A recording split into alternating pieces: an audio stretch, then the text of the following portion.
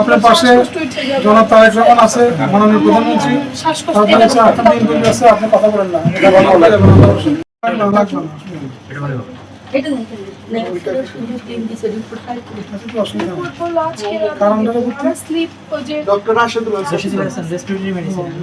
ভাইয়া ওই যে স্লিপ কি জানো এটা বললাম আচ্ছা, আসলে চিন্তা করুন, আল্লাহ সুস্থ হয়ে যাবেন, আপনি চিন্তা করুন না। এমন অবস্থা হয় শ্বাসকষ্টতে, মানে আমার হাত পা একদম ছেড়ে দেয়, চকুলটা মানে একদম খিচে টিচে মনে হচ্ছে। এখন আমি বললাম আমার পেটের ভিতর দম যায় না, আমার শ্বাস নিতে পারি না।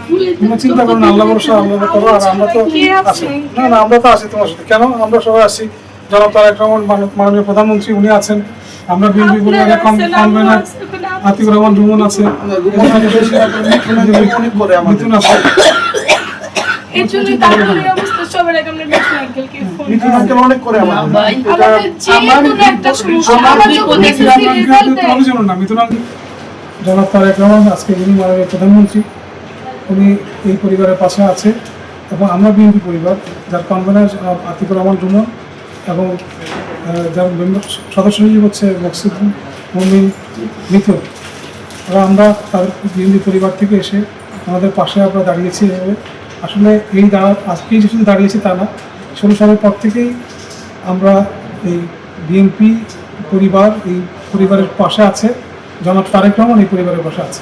তাদের বিনিময়ে স্বাধীনতা এসেছিলেন, তার মধ্যে আমাদের আনোয়ার মহম্মদ ভাই একজন অন্যতম। আপনার পরিবারের পাশে দাঁড়ানো একটা বিএনপির নথির দায়িত্ব।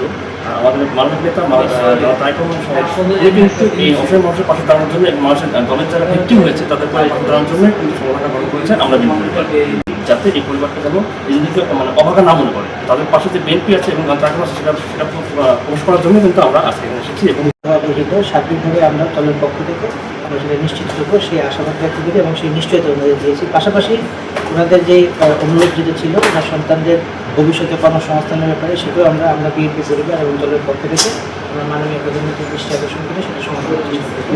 আমরা দোয়া করলে উনি যাতে সুস্থ হয়ে